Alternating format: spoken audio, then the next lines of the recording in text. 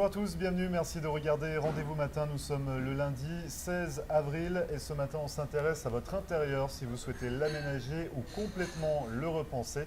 Je reçois dans un instant Fabienne Debé qui est intérieur designer et qui va nous expliquer donc ce qu'est un intérieur designer ici aux États-Unis et puis nous parler de cette passion. On va s'intéresser également aux grandes tendances de ce métier, aux grandes tendances de la mode, de la décoration. Ne bougez pas, on revient juste après ça.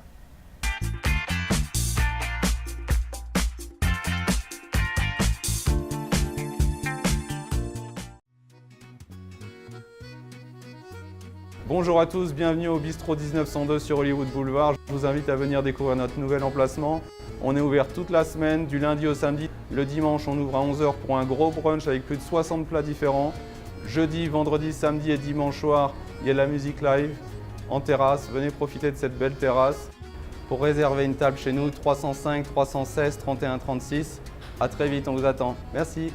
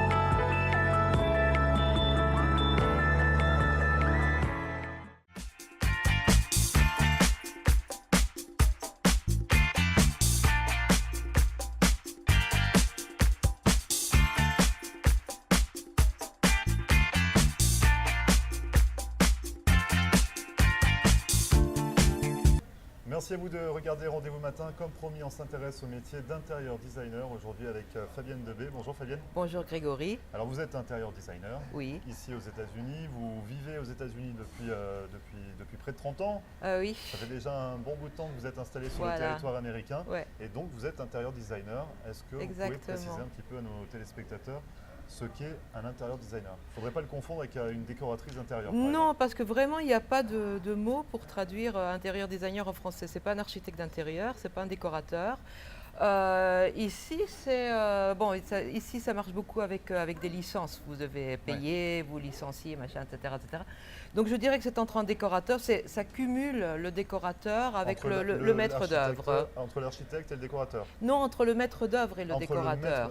Et d'œuvre. L'architecte d'intérieur aussi, parce qu'il y a une partie de plan, mais en général, je travaille avec un architecte licencié. Ouais. Et donc, vous avez le contractor. Ouais. Maître d'œuvre, c'est contractor. Donc, je suis contracteur résidentiel et intérieur designer. Vous n'avez pas besoin d'être contracteur, mais ça aide parce que le contracteur a le droit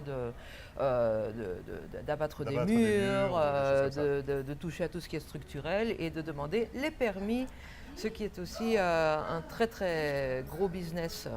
Ici, dans le sud de la Floride, comme partout ailleurs, Oui, sûrement voilà. aux États-Unis. Donc concrètement, vous agissez à quel niveau? C'est-à-dire que moi, en tant que particulier, je peux faire appel à vous pour faire quoi? En fait, c'est plutôt polyvalent parce que je vais depuis le consulting, on me consulte.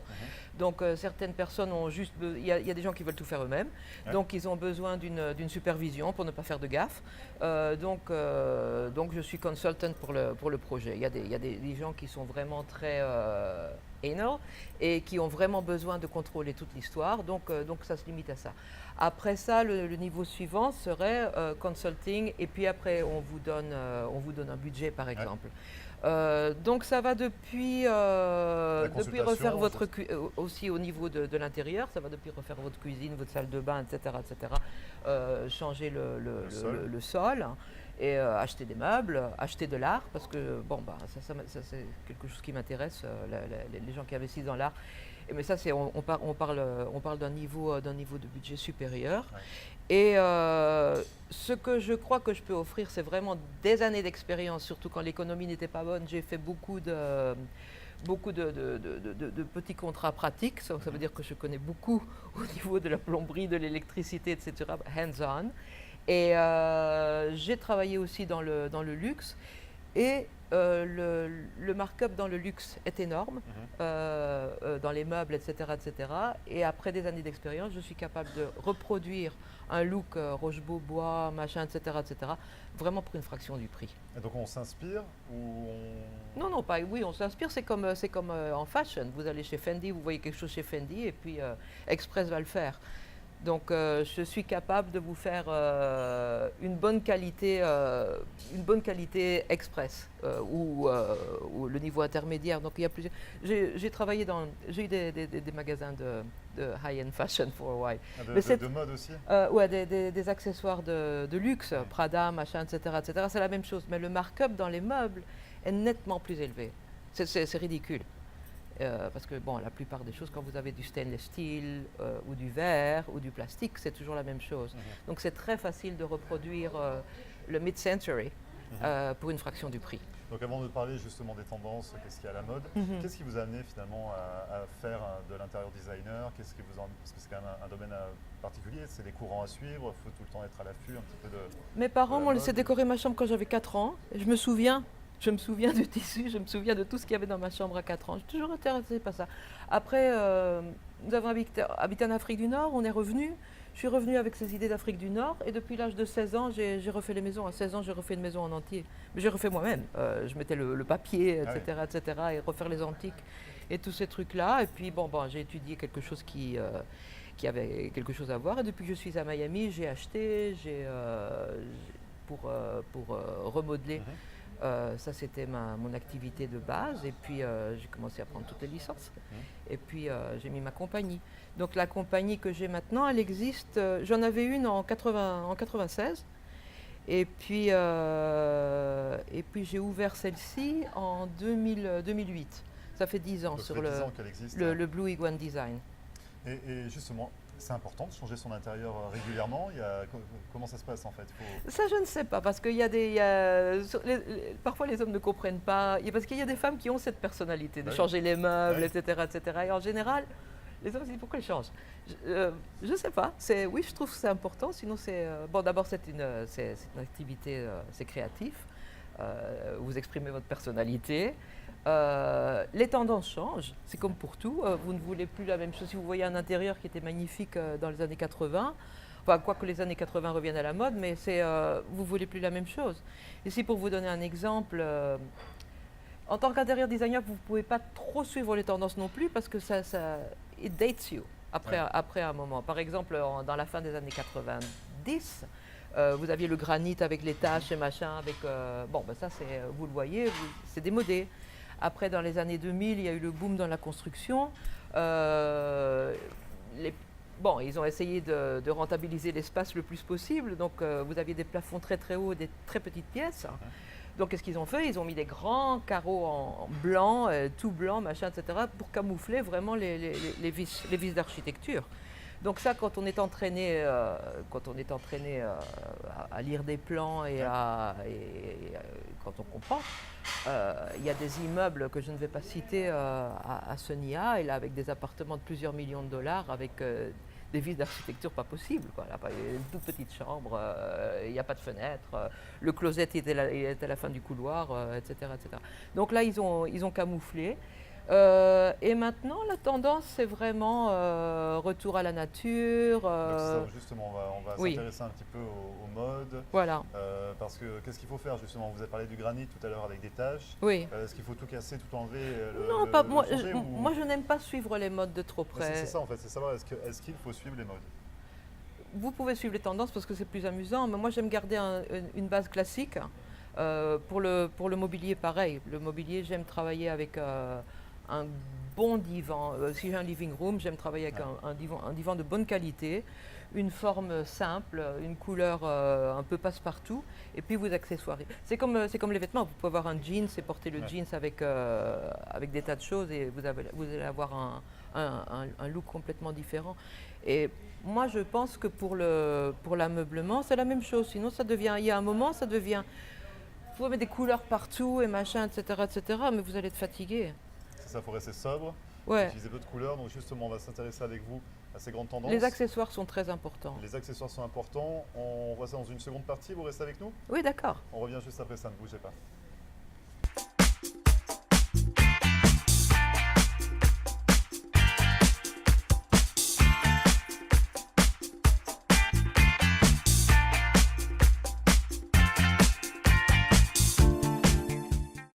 Marcelle Poirier, avocate en droit de l'immigration américaine et membre du barreau de la Floride. Ma vocation est de conseiller mes clients et de protéger vos intérêts afin que vous soyez en mesure de réaliser votre rêve américain qui est toujours bien vrai et réel aujourd'hui. Surtout, n'oubliez jamais qu'un mauvais conseil légal peut vous coûter votre futur et celui de votre famille. N'hésitez pas à nous contacter par téléphone ou sur mon site internet à marcelpoirier.com et nous serons très heureux, mon staff et moi-même, de répondre à vos questions et de vous recevoir au cabinet, j'espère très bientôt.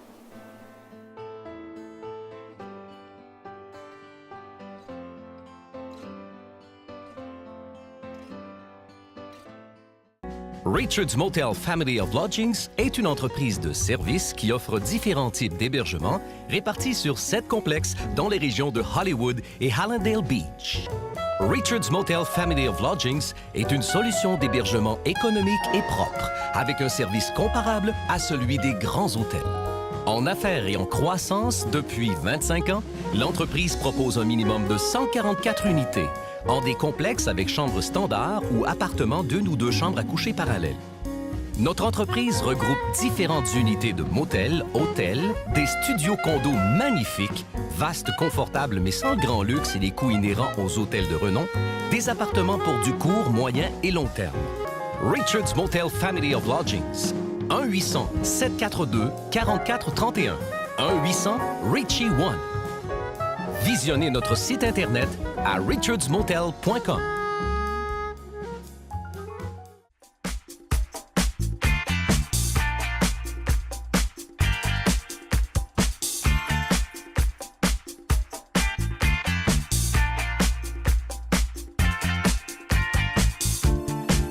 Merci à vous de regarder Rendez-vous Matin. Je suis toujours en compagnie de Fabienne Devé, intérieur designer ici aux États-Unis. Depuis près de 30 ans, vous êtes dans ce domaine-là. Blue Iguane, c'est votre société Oui. qui existe depuis 2008, ici Oui. à Miami. Oui. Et donc vous êtes intérieur designer. On a essayé de répertorier, de Voilà. savoir où est-ce que vous vous Voilà, situez entre le maître architecte d'œuvre d'intérieur et la slash décoratrice. Ouais, c'est ça. décorateur, machin. Donc finalement, vous pouvez revoir les constructions intérieures des... Ce que je fais en général, je n'aime pas imposer, je trouve qu'il n'y a pas un goût. Et je trouve que mon client a une personnalité, mon client vit là-bas et mon client a le droit d'avoir ses goûts. Et est-ce que les fautes de goût, vous pouvez les souligner quand même? Parce que si moi je fais appel à vos services et que je vous dis, je voudrais je sais pas, on va pas citer de couleur pour pas fâcher personne, mais si je vous donne des choses, si je vous donne un style et vous me regardez, on va dire mais non, ça va pas du tout le faire dans votre intérieur. Je ne crois pas qu'il y a un style qui n'est pas bon. Vous laissez aller le client en fait. Oui, aussi, il y a des clients qui viennent de pays où il n'y a pas vraiment de tradition culturelle. Ouais. Ok, alors c'est un peu du matuvuisme et c'est de la table rase là à ce moment-là. On dirait qu'ils n'ont pas de passé. Je crois que les gens ont le droit de garder des pièces auxquelles ils sont attachés émotionnellement. Très bien, donc on va quand même parler des tendances, parce qu'il y a des tendances que les gens peuvent quand même suivre. Oui. Alors vous me disiez, dans le passé, on était dans le beige, c'est ça? Non, par exemple, quand je suis arrivée à Miami, c'était le style un peu... c'était assez proche du style californien. Il y avait beaucoup de carreaux mexicains et les grilles en fer forgé. Il y a toujours ce style dans le sud de Miami, c'est joli. Et les couleurs, c'était une palette de couleurs chaudes. Beige, jaune pâle et machin, etc., etc., etc. Vous avez plusieurs palettes. Par exemple, si vous allez du côté de Palm Beach, le goût waspy sera plutôt dans les couleurs pastel et machin, etc. Ce qui était le style de Miami aussi à un certain moment, mais les gens ne veulent plus ça. Alors là, maintenant, la tendance, c'est tout le monde veut le gris et le bois, le faux bois. Le gris sombre, du gris clair, c'est... Le gris, toutes les nuances de gris. Je ne mettrais pas trop de gris, mais c'est joli avec, avec le soleil. Qu'est-ce qu'on met gris? On met les murs, on met les meubles, on met le sol? Oui, en général, c'est une palette de gris. Les tissus sont à base de gris et pas à base de beige. Mais vous avez aussi le grège et le taupe qui sont entre le après, il y a les gris. nuances à Oui, l'intérieur des couleurs. ce qui est aussi à la mode. Mais par exemple, on a vu énormément de carrelage qui ressemble à du bois. Ouais. Et ça commence à fatiguer un petit peu là. Il y en a à Starbucks, il y en a un peu Alors partout. qu'est-ce qu'il faut suivre comme tendance? En ce Justement, si moment- on veut être au top de la tendance, En ce moment, c'est l'aspect béton, pierre dans les nuances de gris par terre. Les murs aussi dans des nuances de gris. Moi, j'aime bien les accent walls. C'est-à-dire que vous faites tout blanc ou gris clair ou machin, etc. Et vous avez un mur de avec couleur. une couleur plus prononcée. Soit vous avez une couleur, si vous êtes bold enough, mais vous pouvez aussi, parce que même si c'est au niveau real estate et que vous voulez revendre, si vous avez simplement un mur dans votre couleur préférée, franchement, c'est pas ça qui va vous empêcher de vendre, et ça donne de la personnalité au truc. Et est-ce qu'il y a des couleurs à privilégier justement sur ces tons Les de- couleurs, c'est pour ça que je rencontre. Moi, disons, j'aime le bleu turquoise. Ok, bon, ben là, cette cliente, elle aime l'orange. Ok, ben, si elle aime l'orange, je ne vais pas lui imposer mon bleu turquoise, on va travailler avec son orange. On va essayer de ne pas utiliser un orange pas beau, etc., etc. J'aide aussi beaucoup avec les gens font beaucoup d'erreurs d'échelle. C'est-à-dire Un meuble trop grand dans une pièce trop petite et vice-versa. Pour faire ça, il faut être Philippe Stark et vraiment, vous pouvez vraiment jouer avec l'échelle à ce moment-là, mais il est impossible d'expliquer comment le faire. Donc en général, il y a quand même des règles. Donc c'est-à-dire que par exemple pour les meubles, là on parle de meubles, Oui. le canapé, il ne faut pas qu'il soit trop imposant dans la pièce. Bah ça, en Faut pas plus qu'il du soit fait, trop petit. du fait de l'échelle visuelle, vous avez des problèmes de... C'est pour ça qu'en général, quand vous circulation achetez un canapé, c'est non-refundable, parce qu'il y a des gens qui achètent un canapé, ils ne rentrent pas dans l'ascenseur, par exemple. Et alors, quand il arrive là, qu'est-ce qu'on fait? Donc, il y a quand même une partie prendre des mesures et savoir ce qu'on fait, quoi. Et donc justement dans les pièces, pour aménager son intérieur, qu'est-ce que vous suggérez comme mobilier? Il y a aussi, par exemple, les cuisines. Il y a un moment où ils ont fait les cuisines complètement ouvertes. Moi, j'aime pas la cuisine ouverte. Je cuisine. J'aime bien que ma cuisine soit. Sinon, si on cuisine pas, que c'est tout le temps ouvert.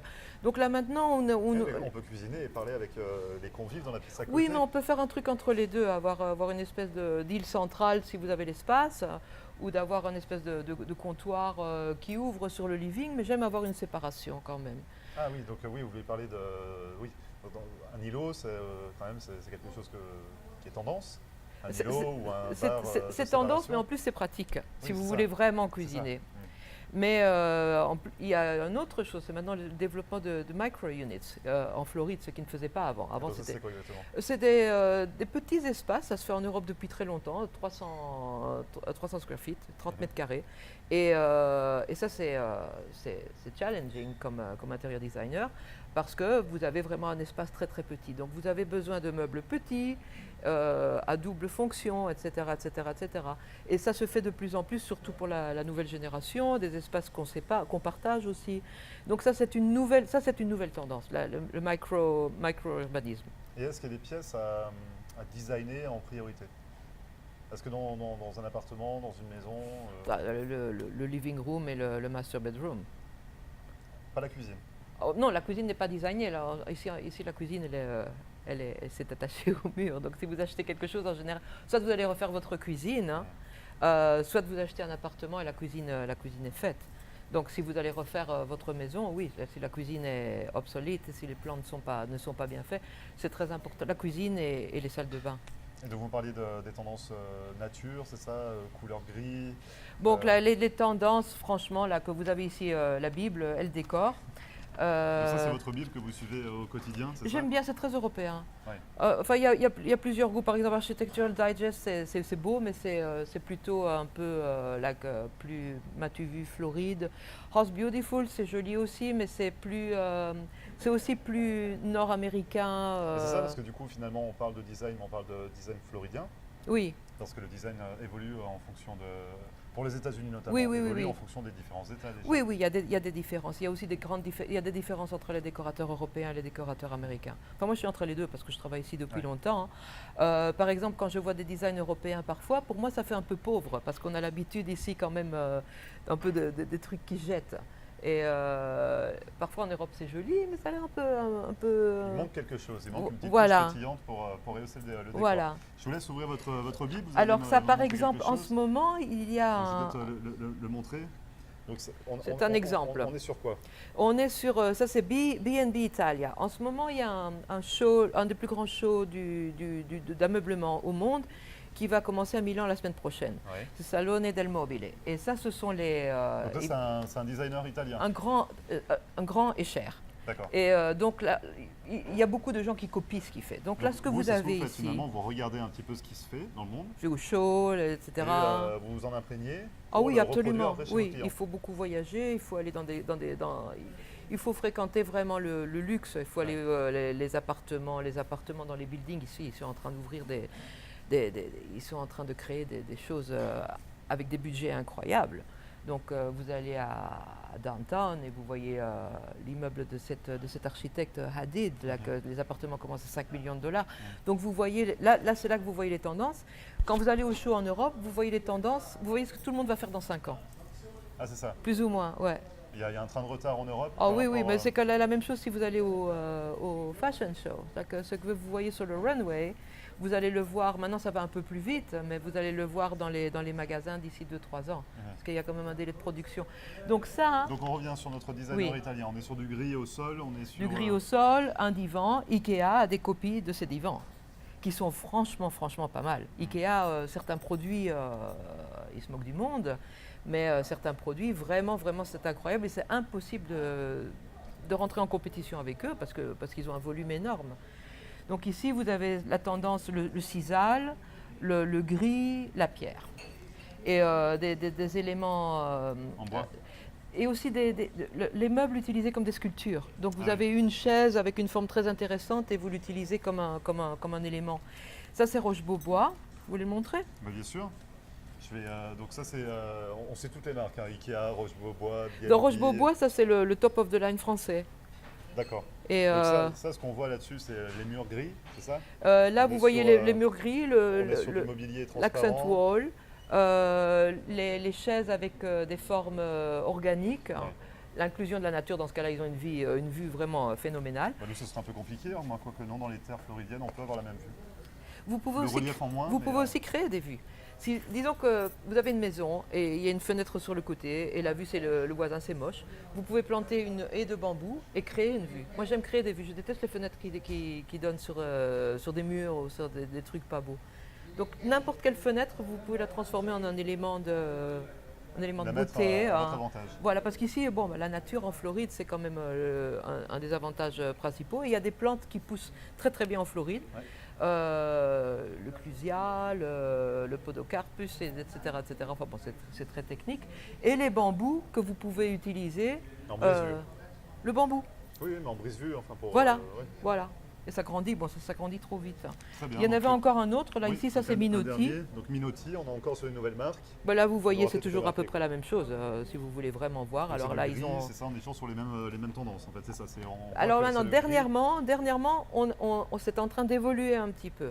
Le vert sauge est absolument à la mode. Alors, mettre beaucoup de plantes à l'intérieur et des accents de cuivre. Le cuivre est aussi très à la mode. Cuivre, du vert, des plantes, du gris. Je pense qu'on voit le cuivre, on le voit. Vous voyez, vous avez tout ce gris et vous cassez avec le cuivre. Donc je remonte encore, donc on a du gris cassé Voilà. avec le cuivre. C'est ça Voilà. les tendances. Et si on souhaite en savoir plus, comment on peut vous contacter, Fabienne? Il y a mon téléphone. Hein. Donc il y a votre numéro de téléphone qui s'affiche en bas de l'écran. Oui, et il y a mon site. Votre site internet, c'est Fabienne@blueiguandesign.com. donc votre adresse mail, on peut vous contacter comme ça. Et Merci. j'ai aussi une page sur House. Là que je sais qu'il y a beaucoup de personnes qui suivent House et Ouais. j'ai une page là-bas. Donc on peut vous y retrouver. Merci beaucoup Fabienne Debé d'être venue sur notre plateau, nous parler de votre métier d'intérieur designer et puis des grandes tendances à suivre actuellement en Floride. Bonne continuation pour la suite des aménagements. et à très bientôt. Merci de m'avoir invité, c'est un plaisir. Je vous en prie, merci beaucoup. Bonne Fabienne. journée. À bientôt. Et vous ne bougez pas, on revient juste après ça.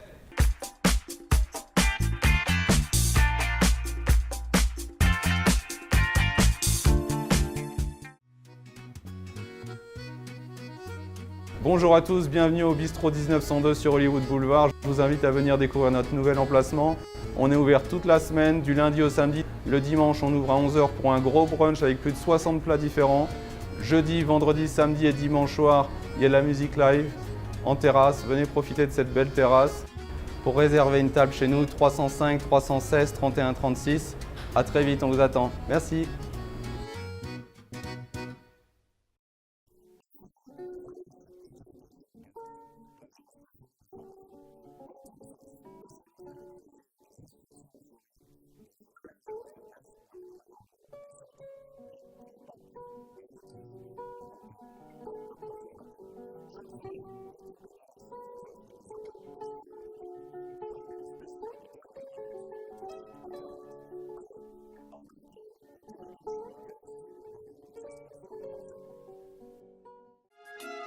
Mes amis, si vous amenez votre partenaire à Jimbo's Restaurant, elle ne vous quitterait jamais. Un endroit romantique au bord de l'eau avec les meilleurs fruits de mer.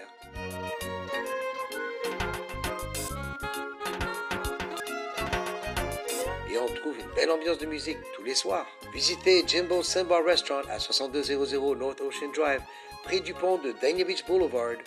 Jimbo's Sandbar Restaurant pour les amoureux de bonnes choses.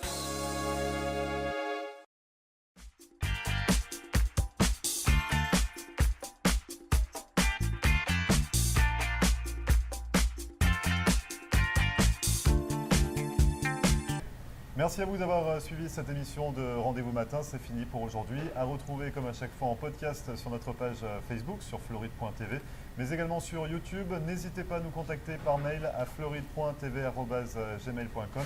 En attendant, on se retrouve demain pour une nouvelle émission. Dès 9 h, très bonne journée et à demain.